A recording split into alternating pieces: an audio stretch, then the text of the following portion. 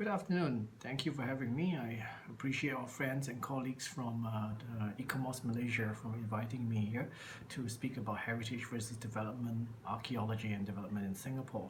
My name is Chen Sian, and I'm an archaeologist working in Singapore for the last 20 years now. And we've been doing a lot of work here, particularly development-led archaeology. And today I'll share with you some of the methods and some of the issues we face in Singapore.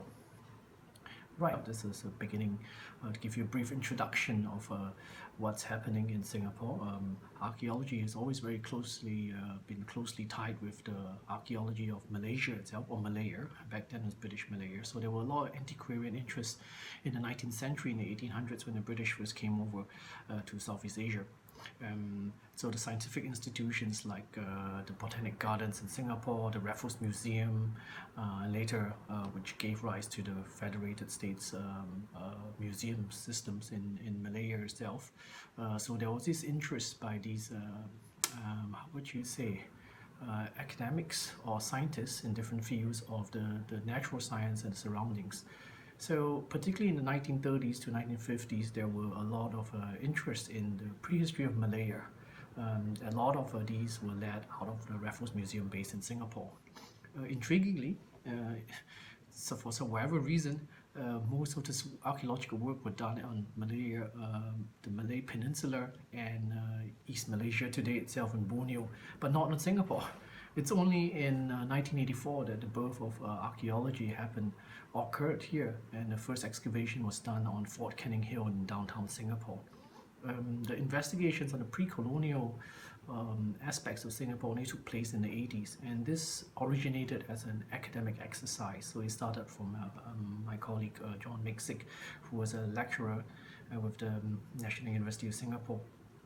And so it started as an academic exercise, trying to figure out what exactly was there any evidence of a pre-Raffles, pre-colonial Singapore, what exactly happened before that, how these legends of ancient Singapore, and if there's any truth to these legends and myths.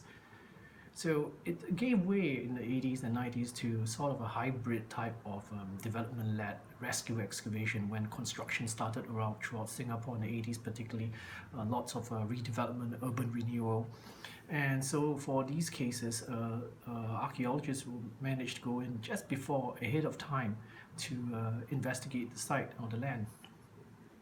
Well, the majority of the archaeological investigations were opportunistic and reactionary undertakings. When something came out and there was something in newspapers that said, oh, they're going to redevelop this old quarter, this old colonial historical quarter by the river of Singapore, or by some other historical quarter like Chinatown or Kampung Glam, Little India. So archaeologists took the opportunity to probe to these areas. These investigations were largely due to incessant lobbying by the archaeologists themselves, so there wasn't any really state requirement or legal requirement for the archaeological investigations to be done. In this slide, you will see that this is Fort Canning Hill. This is the birthplace of Singapore archaeology. So back in '84, Mixick and his colleagues, Kwa Chong Guan and others, they did excavations up there, and lo and behold, there were lots of pre-colonial, pre-Raffles material, and so that sort of gave birth to the rest of archaeology we see in Singapore today. This slide shows the National Gallery of Singapore. It used to be a pair of colonial period buildings. This is the Supreme Court and the Municipal Building, built just before the Second World War, a few decades before that. And when these two buildings were undergoing retrofitting to be converted into the National Gallery, art museum, we had the opportunity to investigate the land.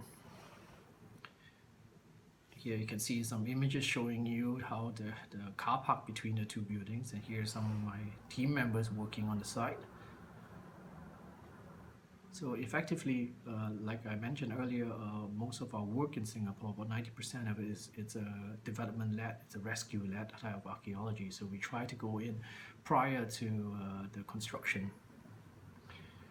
Just around the corner as well from the National Gallery is the Victoria Concert Hall, another colonial edifice. And again, in early 2010s, there was a movement to revamp and remodel these old buildings. And we had the opportunity again to do an impact assessment in the rear and conduct a rescue excavation. About 5 years ago, a very major rescue excavation occurred in Singapore by the Singapore River. You can see on the top image there's the front of the Victoria Concert Hall right now, and Asian Civilizations Museum. This is a very huge area. We did a very major exercise there to investigate the land. You can see from an aerial image from a drone the extent of the site that we're excavating at. And to the left and the middle, you can see the construction going on just really nipping away at the foot of the excavation, archaeological excavation team. You can see with the multicolored umbrellas to the right, and that's our team working there. Right, so as you can see, a lot of excavations were really development-led in Singapore. So archaeology and development is part of the same coin. So what sort of legal framework is there to enable archaeology to take place prior to construction or development? Well, essentially, there's only one legal guidelines in a sense, and this is the National Heritage Board Act, Chapter 196A, revised in 2014, and buried in part of the miscellaneous provisions into Section 46. There's this one line that says, power to enter upon lands to conduct archaeological investigations. Right, so I've highlighted a little bit here that says that anyone, a person, can be authorized by the board, a National Heritage Board under the Ministry of Culture, to within 24 hours to allow an archaeological investigation or examination of the land. However, of course, there has to be a consent of the occupier. So I highlighted that for a moment. I'll come back to that in a second. And you can see in the third section, say no excavation shall be made under the power conferred by the subsection A, except with the consent of every person again. So effectively, this law sort of, well, it's debatable now. We haven't really used this law, to my knowledge, in this past 20 years at all, or since it was drafted. And so you can put in this law to say that yes, you allow archaeologists to investigate the land, but at the same time, it also empowers the occupier or the owner of the land that says, no, we don't have our consent. So this is kind of contradictory. My colleague, Dr. Jack Lee, a legal historian and who wrote extensively on this, so you might be interested to look up his work. So here you go, the part of the section that says there's actually even an offense and a fine of 5,000, but I won't go into the details here. So the following few sections that mention archaeology, it goes on to explain what exactly is archaeological investigation, what does it mean, and so he gives you the details about it. So what do we get out of this so-called legal framework, or the one binding or non-binding regulation that we have under the National Heritage Board Act? Well, effectively, as it stands today, there's no legal impact requirement for impact assessment, archaeological or heritage impact assessments prior to any construction or development. And there's no statute pertaining to the preservation or protection of archaeological sites. There's also no specific ruling addressing the ownership of artifacts. So what do you do when you find all these artifacts or things that have some sort of historical archaeological value? The law is silent on all these things. Who owns them? And again, this act also does not talk about what does it specify, who are the person or persons that are qualified to undertake archaeological investigation. Do they really, who constitute an archaeologist? So does it mean that they can just engage anyone, or do you really need to get someone for professional qualification? So these things are also very vague, and I think needs to be addressed. Right, so in Singapore, obviously, as you probably can tell, we do work very closely with a lot of government agencies to mitigate and intervene prior to construction. The National Heritage Board under the Ministry of Culture is the principal agency responsible for heritage in Singapore. And for the first 2 decades of archaeology in Singapore, most of our works were in collaboration or occurred through the National Museum, or over the last 7 or 8 years or so, there was Impact Assessment and Mitigation Division, which is recently rebranded as a Heritage Research and Assessment Division under NHB. So these guys, we work very closely with them, and we through their offices that we conduct archaeological surveys and investigations. There are several other agencies in Singapore that archaeologists deal with as well. The Urban Redevelopment Authority, URA, obviously they are the urban planners of Singapore, so hence we also work relatively closely with them regarding which area and zoning which may affect some archaeological remains or may not affect archaeological remains. Other organizations such as Land Transport Authority, responsible for road building, the subways, massive infrastructure for transportation. Obviously, these construction will affect any buried or archaeological reservoirs. National Parks Board, the Singapore Land Authority, Sentosa Development Corporation, the Ministry of Defence, these are agencies that holds on to a lot of land under their management. So when you have land, specifically like the National Parks Board, there are lots of parks and nature reserves under their management. These are the land that potentially have heritage or archaeological interests. So this slide demonstrates or illustrates the different types of models that we've gone through over the past 30 years of how archaeologists engage with development and landowners in terms of archaeological investigations.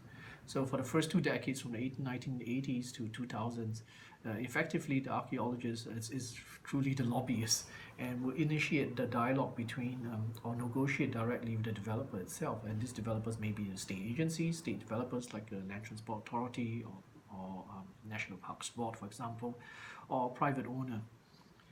But since the 2010s, the archaeologists have been more collaborative in terms of more engaging with the state agencies such as the National Heritage Board and Urban Redevelopment Authorities, and through them where they will approach the developer or negotiate on our behalf or negotiate with the developer for the opportunity to do the investigation.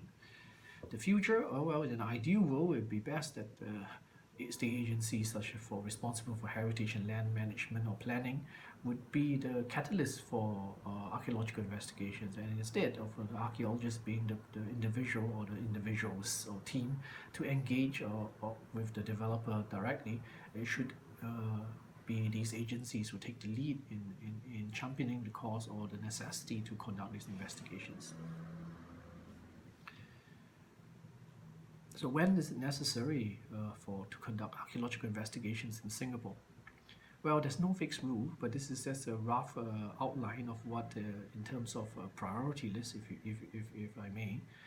Singapore has one World Heritage Site, UNESCO listed Botanic Gardens, the Singapore Botanic Gardens. So obviously, this is known, it's agreed as internationally as having a universal heritage or historical value or archaeological value. So there's certain value being placed in it. So obviously, this is one site that will have archaeological significance.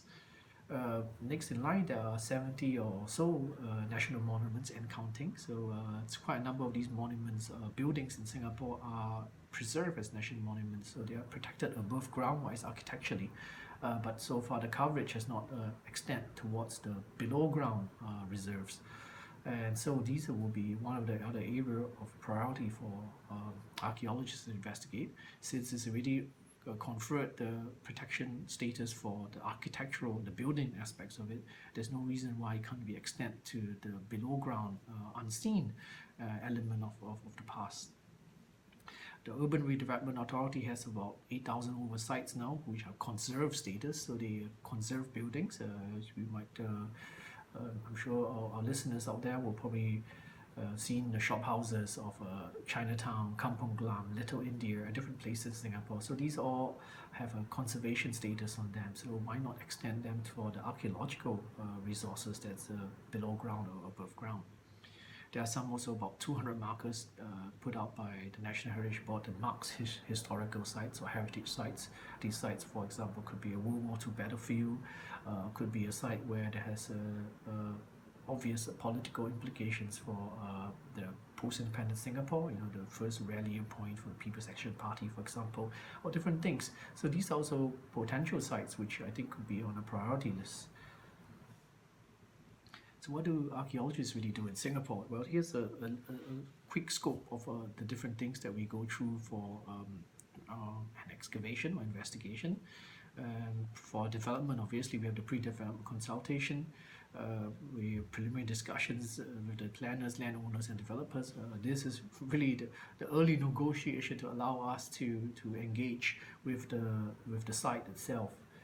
And then following that, we have the desk-based assessment, looking at the archival material. This is before even going to the field. We start looking into historical environment, what was there previously. Look at archival materials such as cartographic material, maps, plans, building plans, oral interviews about people who may have a memory of what the site was like the last 10, 20, 30, 50, or even 100 years ago. So next will be the survey and documentation of the site.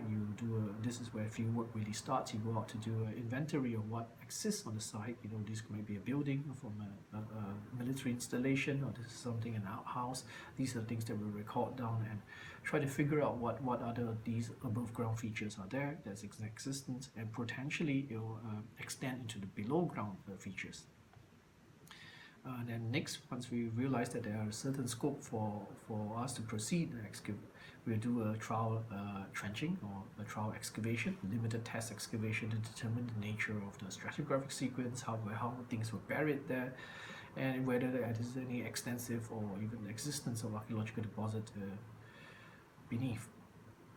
And here's where most people, like those images I showed earlier, this is where the massive intervention or mitigation takes place. This is rescue excavation itself, where you really are out there in a large scale excavation to remove as much archaeological materials as possible prior to the construction itself. And following which, when we complete the rescue excavation, there is a period of watch and brief during the construction when they start putting in the foundation works, the basement works, the cement works, foundations and things like that.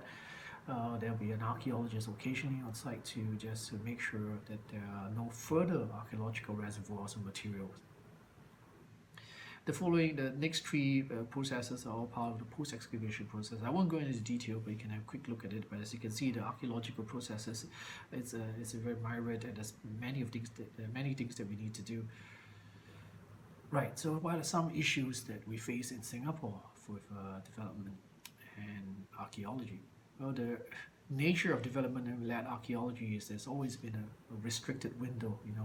There is a timeline. Construction will start at this point, so we have to get there prior to the construction. Or sometimes, as you can see from the image at the Empress Place, we work concurrently, simultaneously with the builders itself. So construction is actually going on site, but we're working on certain areas just ahead of them, leapfrogging them.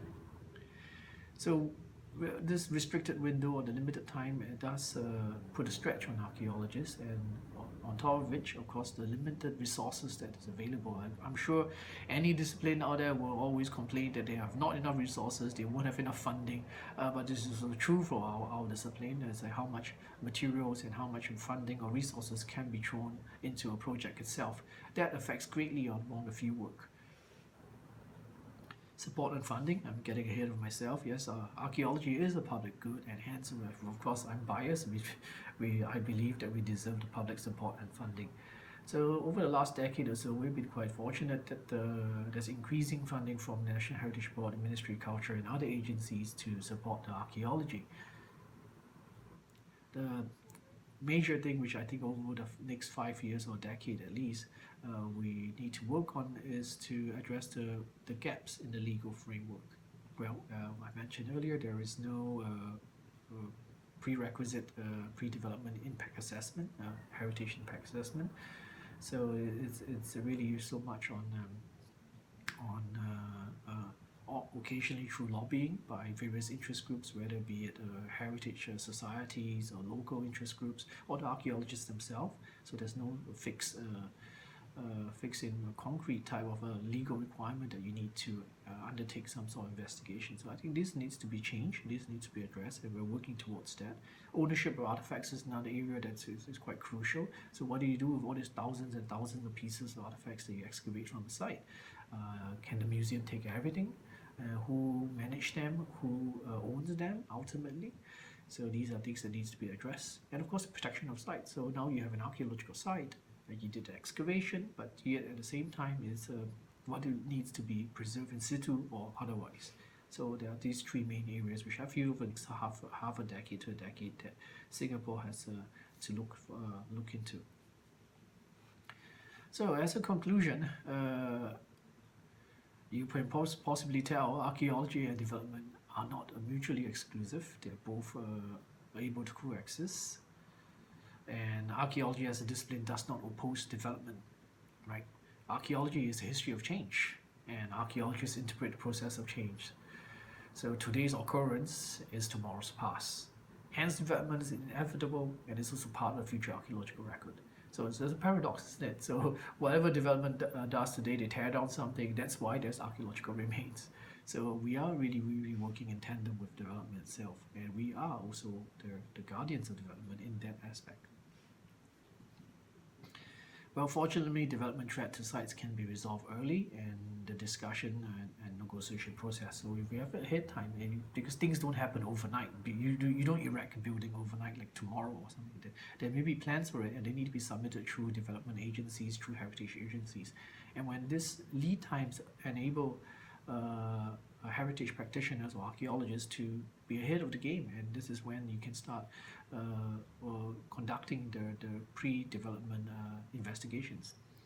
So with allocated funding and resources put in place, it's possible to conduct these things and create a win-win situation for everyone.